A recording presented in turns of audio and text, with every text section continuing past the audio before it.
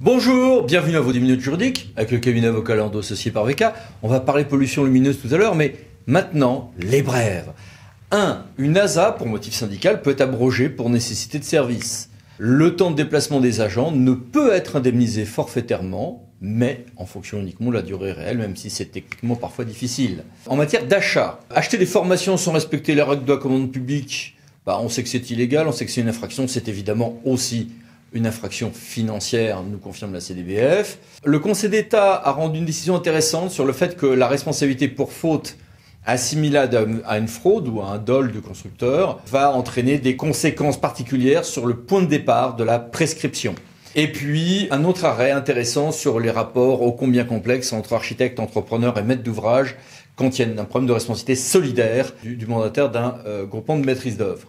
En matière de DSP, autre décision du Conseil sur les obligations pour les candidats de respecter une convention collective applicable. Peut être du coup irrégulière l'offre, méconnaissant la convention collective applicable ou en mentionnant une autre. En matière de flux financiers, un décret important a été pris pour tout ce qui est dispositions comptables et financières relatives aux mandats confiés par les collectivités, dans le cadre de contrats ou d'autres, avec des groupements plus souples qu'auparavant.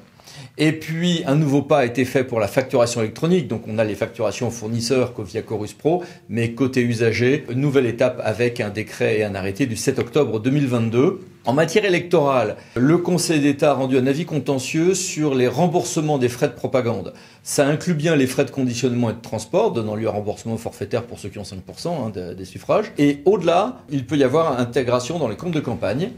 Et puis, ne pas signer son compte de campagne est un vice régularisable jusqu'à devant la Commission nationale des comptes de campagne et des financements politiques, mais plus après. Et il peut en résulter une inéligibilité. Élection toujours, mais cette fois-ci des adjoints. Confirmation. Mais enfin, c'était bizarrement encore parfois débattu. Oui, si j'ai un adjoint homme qui démissionne ou décède, je le remplacerai par un adjoint homme. Et si c'est une femme, par un adjoint femme, lors d'une élection, sauf à ne pas décider de non remplacer, pour les communes de 1000 habitants et plus. En matière d'urbanisme, là aussi grosse actualité, implanter des bâtiments recouvrant un axe de grande circulation impose, périphérique parisien en l'occurrence, de bien anticiper l'effet sur les polluants, évidemment. En matière d'urbanisme, la protection des monuments historiques peut s'appliquer au-delà de leurs abords, Conseil d'État 22 septembre 2022. L'obligation de notifier les recours s'élargit avec une décision du Conseil d'État du 27 septembre. Et puis, un décret très attendu sur l'urbanisme commercial, l'aménagement commercial, donc a été adopté, décret du 13 octobre 2022 sur l'autorisation d'exploitation commerciale si un projet engendre une artificialisation des sols. Donc une nouvelle étape qui était attendue en matière de ZAN ou ZAN. Urbanisme toujours, une possibilité de régularisation n'emporte pas réouverture de l'instruction, Conseil d'État, 10 octobre 2022. Et on continue dans le contentieux. Demander des pièces lors d'une audience au fond impose une réouverture de l'instruction, puis une nouvelle clôture par le président de la formation de jugement. Et puis, lancement de portail QPC, donc l'ensemble des QPC décidés ou rejetés l'année prochaine sera bien consultable sur un site, enfin une partie dédiée du site du Conseil constitutionnel, et ça donnait lieu à 2 décrets du 13 octobre 2022. Et puis en matière d'archives, on attendait un décret en application de l'article 202 de la loi 3DS, le voici, et voici quelques détails, décret du 10 octobre. Et en matière d'intercommunalité, le Conseil constitutionnel a rendu une décision du 14 octobre. Alors, il estime que ceux qui y perdent à la réforme de la TH parce qu'ils ont fusionné avec certains fiscalités additionnelles postérieurement à l'année de référence de 2017 et avant l'entrée en vigueur de la réforme ne sont pas lésés. Ce point pourrait être discuté. Mais au détour de cette décision du 14, le Conseil constitutionnel dit ce que le juge administratif avait déjà dit, mais à ma connaissance pas le Conseil constitue, que les EPCI ne peuvent se prévaloir de la libre administration de l'article 112 de la Constitution parce que ce ne sont pas, sauf Lyon Métropole, Métropole de Lyon, ce ne sont pas des collectivités territoriales. Le Conseil constitutionnel disait presque l'inverse avant, donc c'est pas un petit sujet. Et puis, alors des mini-brèves, mais il y a des choses très importantes dans ces mini-brèves, n'hésitez pas à mettre sur pause, les mini-brèves que voici, que voilà, et que voici. Passons maintenant à notre grand dossier, pollution lumineuse, éteindre la nuit. Alors, en matière de pollution lumineuse, petit à petit, on découvre que les éclairages peu chers, LED notamment, ont plutôt conduit à plus illuminer qu'avant un peu partout, parce que ça coûte pas cher. Deux, ces éclairages ont un rôle plus important qu'on ne le pensait sur la faune, notamment sur l'immigration et sur la santé humaine, notamment quand elle est excessive ou trop bleue, sur les animaux, et puis qu'il y a des éclairages plus ou moins vertueux. Enfin, on a des taux de réverbération vers la voûte étoilée qui vont de très très peu à la majorité de la lumière. Donc là-dessus, on a eu plein de textes. La loi Grenelle de 2010, un décret de 2011, enfin, qui ne visait qu'à donner des compétences au ministre, un premier arrêté, mais c'est uniquement sur les bâtiments non résidentiels en 2013, la loi biodiversité en 2016 qui a dit, en gros, des beaux principes, mais rien de concret, un peu plus avec l'intégration dans les PCAET aujourd'hui par la loi croissance verte de 2015, mais enfin, pas grand-chose. Donc après 7 ans de réflexion, le Conseil d'État a fini par condamner l'État pour son inaction de 2011 à 2017. Du coup, il a fallu un peu se bouger et c'est le 27 décembre 2018 que 2 textes ont été adoptés. Ces textes sont copieux. N'hésitez pas à mettre sur pause. Les voici qui s'affichent donc à l'écran. Et voici maintenant quelques éléments de communication bien faits qui avaient été développés à l'époque par l'État. Donc tous ces documents, source État. Puis un délai de grâce fut accordé à certains luminaires avec un intérêt architectural ou historique par un arrêté du 24 décembre 2019 et un petit ajustement en 2021 par la loi climat résilience, articles 18 et 19, pour les vitrines des commerces. Le décret ensuite du 5 octobre 2022 était très attendu puisque entre-temps il est question d'aller plus loin en termes de consommation énergétique pour des raisons de transition environnementale, de pollution lumineuse, mais aussi de coût de l'énergie en cet hiver 2022-2023. Et on a un décret avec une entrée en vigueur différée au 1er juin 2023 pour les publicités lumineuses supportées par le mobilier urbain, décret qui était très attendu. Bon, en fait, il n'y a pas grand-chose dans ce décret, les réformes ne sont pas majeures. Les publicités lumineuses sont éteintes entre 1h et 6h partout, alors que au-delà du seuil de 800 000 habitants avant, en termes d'unité urbaine, ça dépendait du règlement local de publicité. Bon, petite évolution sur les dérogations sur ce point, et il continue à pouvoir être dérogé à cette extinction lors d'événements exceptionnels, par arrêté municipal ou préfectoral, et on continue à avoir un traitement à part d'un certain nombre de problématiques, notamment de sécurité. C'est pas une grande révolution. Sur le terrain, les gens s'organisent, il y a le concours des villes et villages étoilés, il y a, le terme est charmant, le jour de la nuit qui était là, ce samedi 15 octobre, week-end dernier, organisé depuis 2009 par l'association Agir pour l'environnement. Et puis souvent il y a des stress en se disant « oui mais quid d'un accident, quid si j'ai des lumières qui se remettent en marche quand on passe des voitures et que ça ne marche pas, quid des risques de sécurité en termes d'augmentation du risque cambriolage ». Ces risques semblent un peu plus fantasmés en pratique que réels, mais en tout cas, ayant en tête la grille de la loi Fauchon, je ne serai pas moi la cause directe du préjudice. J'ai pas de norme identifiée m'imposant cet éclairage, donc ce n'est qu'en cas d'immense bêtise, de faute caractérisée, que je pourrais être pour partie responsable au pénal en tout cas.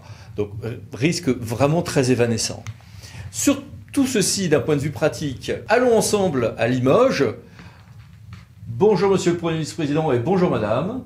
Bonjour. Bonjour.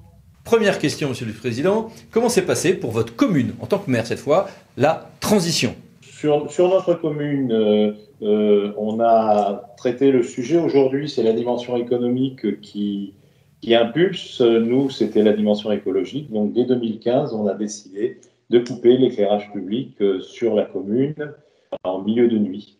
Voilà. Pour ce faire, on a communiqué, on a organisé une réunion publique où à peu près 1/10 de la population était là, on est 1000 habitants. Les gendarmes avaient participé aussi par rapport à certaines peurs sur des cambriolages et autres. Et donc, il y a eu un soutien extrêmement important à part de 2 personnes pour mettre en place cette extinction en milieu de nuit. Donc, pour le cas, c'est 23h, 6h du matin. Et ça vous conduit à quel conseil méthodologique ? Le conseil, c'est de communiquer, bien entendu. Communiquer avant, pendant, après. On est passé aussi par le label Village étoilé. Et donc, c'est faire comprendre les tenants et les aboutissants de la démarche, sachant qu'aujourd'hui, ça va peut-être être plus simple par rapport au coût de l'énergie que ça a pu être il y a 6 ou 7 ans. Et au niveau de la métropole? En coopération avec Limoges Métropole pour le coup, on est en train de passer à l'extinction totale de l'éclairage public pour la ceinture noire et on a une commune rurale en deuxième couronne pour la protection de la vie nocturne et notamment des chauves-souris. Passons-vous, madame, je crois que côté métropole, justement, vous avez de nombreuses actions en cours. Alors nous, sur Limoges Métropole, on a mis en place en fait la trame nocturne depuis 2017, qui a été l'année où on a fait l'étude de faisabilité.